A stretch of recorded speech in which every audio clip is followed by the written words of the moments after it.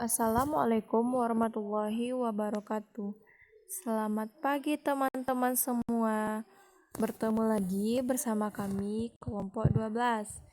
Yang mana pada pertemuan kali ini kami akan membahas mengenai pengendalian internal dan risiko kendali. Pengendalian internal dan risiko kendali ini disusun oleh Citra Elmiza Aryani dengan NIM 1830403016 dan Fatia Rahmi Aisyah dengan NIM 1830403031 bersama dosen pengampu Ibu Elsa Fitri Amran, S.E.M.M.M.Si.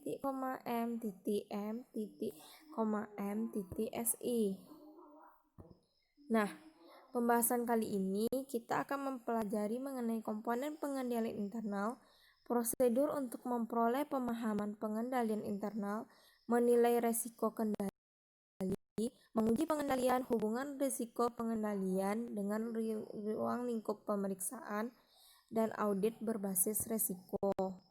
Nah, kita mulai aja ya teman-teman.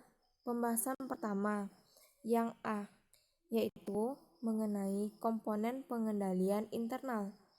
Tahu nggak teman-teman pengendalian internal apa? Yaitu pengendalian internal itu merupakan pengendalian yang dirancang dan diimplementasi oleh manajemen untuk memberikan jaminan bahwa sasaran hasil pengendalian manajemen dapat terpenuhi. 5 komponen pengendalian internal yaitu lingkungan pengendalian, penilaian risiko, aktivitas pengendalian, informasi dan komunikasi, serta pengawasan. Lingkungan kendali adalah payung untuk keempat komponen lainnya.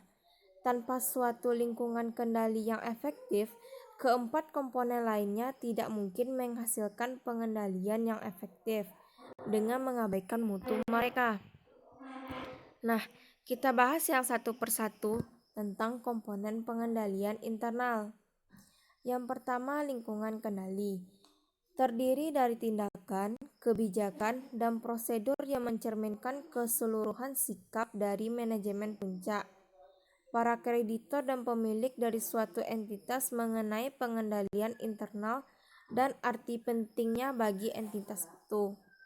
Subkomponen lingkungan kendali ini terdiri dari integritas nilai etis, komitmen untuk kompetensi, partisipasi dewan direksi dan komite audit, filosofi dan gaya operasional manajemen, struktur organisasi, penugasan dari otoritas dan tanggung jawab, serta kebijakan dan praktik sumber daya manusia atau SDM. Yang kedua, penilaian risiko. Penilaian risiko adalah identifikasi manajemen dan analisis risiko yang relevan dengan persiapan laporan keuangan yang sesuai dengan GAAP. Penilaian risiko manajemen berhubungan erat dengan penilaian risiko audit, yang mana manajemen menilai risiko sebagai bagian dari perancang dan mengoperasikan pengendalian internal untuk memperkecil kesalahan serta kecurangan. Auditor menilai risiko untuk memutuskan bukti yang dibutuhkan dalam audit. Yang ketiga, aktivitas pengendalian.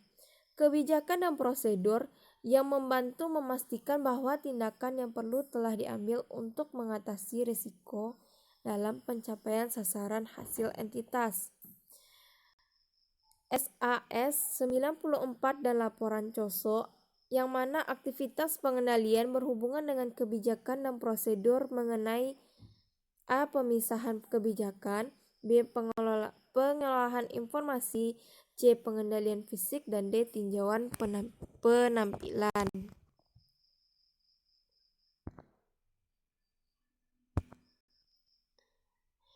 Mengidentifikasikan dan mengevaluasi kelemahan, yang mana kelemahan pengendalian internal adalah ketidakhadiran kendali yang cukup yang meningkatkan risiko dari salah saji dalam laporan keuangan. Pendekatan 4 langkah untuk mengidentifikasi kelemahan yang penting, yaitu mengidentifikasikan pengendalian yang ada, mengidentifikasikan ketidakhadiran yang yang pengendalian kunci, menentukan salah saji material potensi yang bisa dihasilkan, dan mempertimbangkan kemungkinan pengendalian kompensasi. Matriks risiko pengendalian membantu dalam proses penilaian risiko pengendalian. Menilai risiko pengendalian yaitu dilakukan ketika kendali dan kelemahan telah kendali dan dihubungkan dengan sasaran hasil audit terkait dengan transaksi.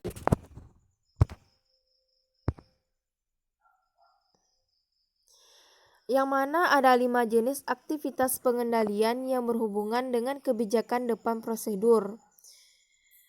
Yang prosedur di depan tadi. Yang A, pemisahan kewajiban yang memadai. Yang mana ini tergantung pada ukuran organisasinya.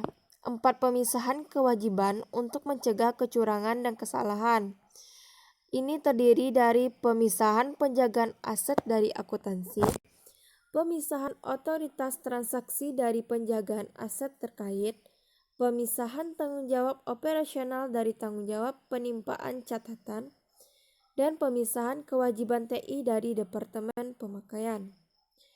Yang B, otoritas yang sesuai dari transaksi dan aktivitas.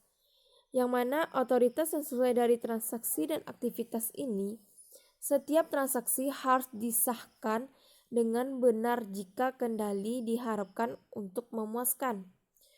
Otoritas umum seperti otoritas umum, yang mana manajemen menetapkan kebijakan untuk diikuti oleh organisasi. Otoritas khusus, yang mana manajemen itu menetapkan kebijakan kasus per kasus atau berlaku bagi transaksi yang individu. Yang C, dokumen dan catatan pemadai.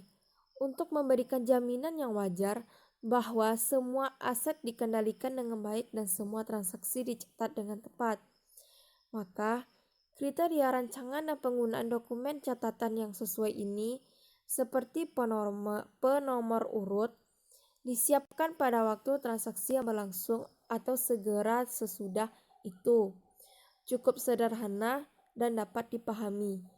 Dirancang untuk berbagai penggunaan, dibuat dengan cara yang mendorong persiapan yang benar. Yang D, pengendalian fisik atas aset dan catatan. Yang mana penggunaan pencegahan fisik seperti penggunaan gudang persediaan untuk menjaga terhadap pencurian. Seperti contoh lain yaitu seperti seorang staf gudang atau pengendalian fisik, yang mana pengendalian ini berguna untuk mengatasi adanya pencurian-pencurian di dalam gudang. Yang E adalah pemeriksaan independen atau penampilan. Ini berupa verifikasi internal atau pemeriksaan yang independen terhadap suatu laporan keuangan. Yang keempat yaitu informasi dan komunikasi. Informasi dan komunikasi bertujuan untuk memulai, mencatat, memproses, dan melaporkan transaksi entitas dan untuk memelihara akuntabilitas untuk aset yang terkait.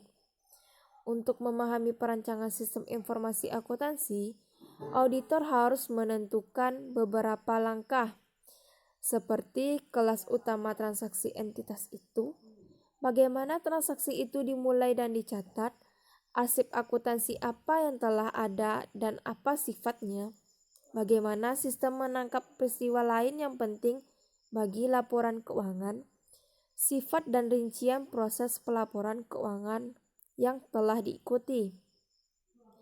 Yang terakhir dari 5 komponen pengendalian internal adalah pengawasan, yang mana ini adalah penilaian berkala atau berkelanjutan dari mutu penampilan atau presentasi pengendalian internal oleh manajemen.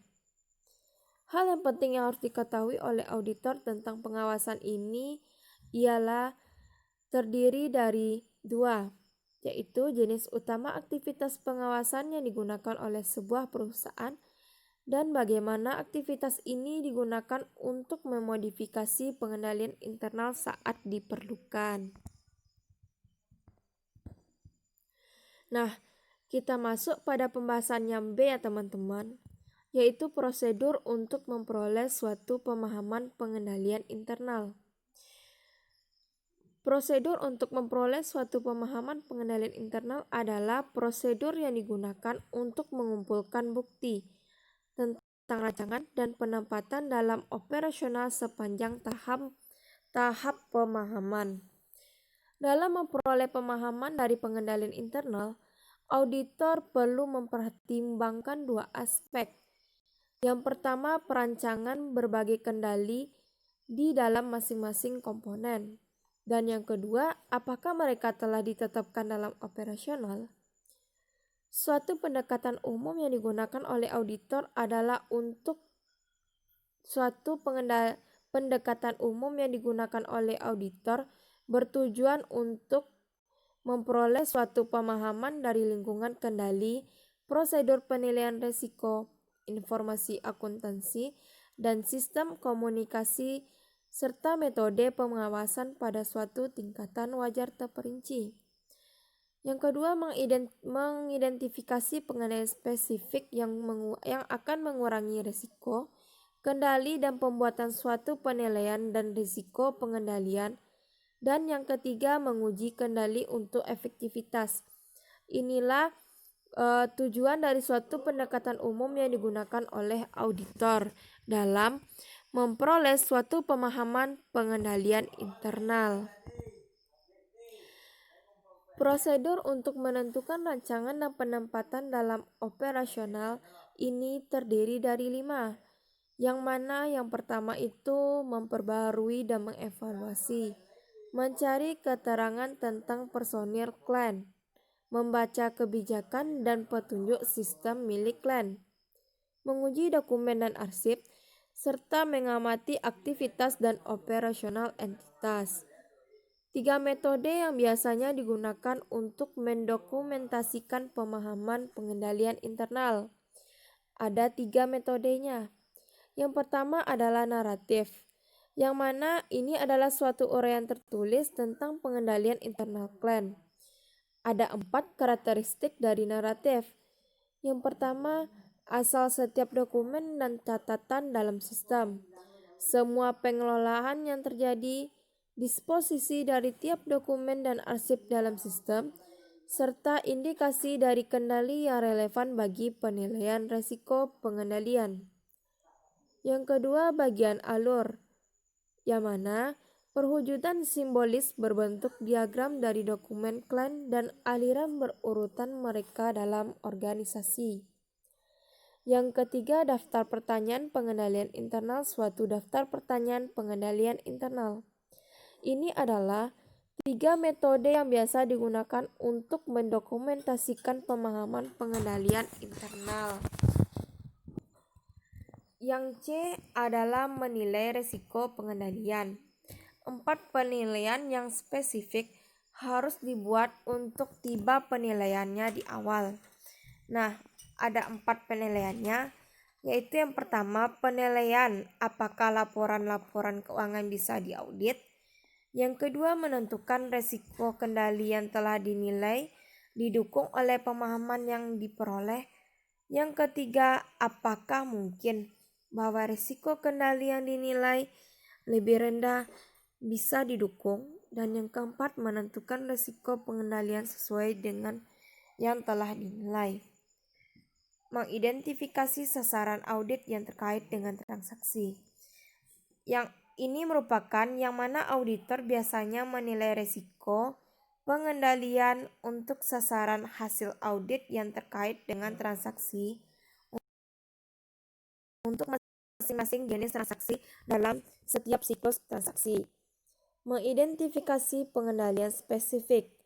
Auditor mengidentifikasi kendali dengan melanjutkan informasi yang deskriptif tentang sistem klan.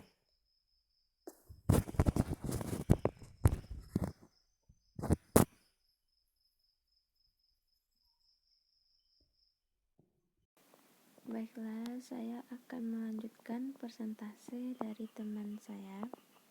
Selanjutnya, D. Menguji pengendalian. yaitu prosedur untuk menguji efektivitas pengendalian dalam mendukung suatu risiko pengendalian yang dinilai kurang. 1. Prosedur untuk ujian pengendalian. A. Melakukan wawancara dengan personil klien yang sesuai. B. Menguji dokumen, arsip, dan catatan. C. Mengamati aktivitas yang terkait dengan pengendalian. D. Melaksanakan kembali prosedur klien. 2. Tingkat prosedur. Tingkat di mana ujian pengendalian diterapkan tergantung pada nilai tingkat risiko pengendalian yang diinginkan. A. Kepercayaan pada bukti dari audit tahun sebelumnya. B. Pengujian kurang dari keseluruhan periode audit meritasi ujian pengendalian. E. Hubungan pengendalian intern dengan ruang lingkup pemeriksaan. Jika pengendalian intern suatu satuan usaha lemah, maka kemungkinan terjadinya kesalahan, ketidakakuratan, ataupun kecurangan dalam perusahaan sangat besar. Bagi akuntan publik, hal tersebut menimbulkan risiko yang besar. Dalam arti, risiko untuk memberikan opini tidak sesuai dengan kenyataan. Jika auditor kurang hati-hati dalam melakukan pemeriksaan dan tidak cukup banyak mengumpulkan bukti-bukti yang mendukung pendapat yang diberikannya. Untuk mencegah kemungkinan tersebut, jika dari hasil pemahaman dan evaluasi atas pengendalian intern perusahaan, auditor menyimpulkan bahwa pengendalian intern tidak berjalan efektif, maka auditor harus memperluas skop pemeriksaannya pada waktu melakukan substantive test.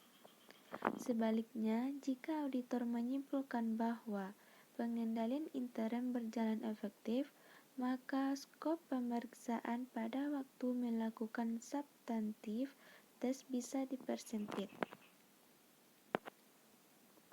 F. Audit berbasis risiko, yaitu metodologi pemeriksaan yang dipergunakan untuk memberikan jaminan bahwa risiko telah dikelola di dalam batasan risiko yang telah ditetapkan manajemen pada tingkat korporasi. Pendekatan audit ini berfokus dalam mengevaluasi risiko-risiko baik strategis, finansial, operasional, regulasi lainnya yang dihadapi oleh organisasi. Dalam audit berbasis risiko yang tinggi diaudit sehingga kemudian manajemen bisa mengetahui area baru mana yang berisiko dan area mana yang kontrolnya harus diperbaiki. 1. Tujuan audit berbasis risiko. A. Perusahaan telah memiliki proses manajemen risiko dan proses tersebut telah dirancang dengan baik.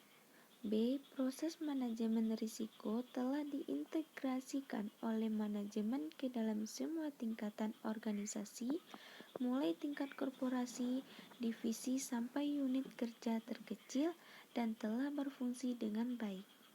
C. Kerangka kerja internal dan tata kelola yang baik telah tersedia secara cukup dan berfungsi dengan baik guna mengendalikan risiko. 2. Manfaat audit berbasis risiko. A. Menjadi sistem check dan balance terhadap kontrol organisasi. B. Meningkatkan kemampuan dalam mengidentifikasi kesalahan dalam laporan keuangan. C. Meningkatkan kemampuan dalam mengidentifikasi adanya fraud atas masalah lainnya. D. Mengungkap temuan mengenai kelemahan yang dimiliki manajemen. E. Meningkatkan kemampuan dalam mengidentifikasi dan mengukur risiko. Terima kasih. Sekian presentasi dari kelompok kami. Jika ada kesalahan, mohon maaf. Assalamualaikum warahmatullahi wabarakatuh.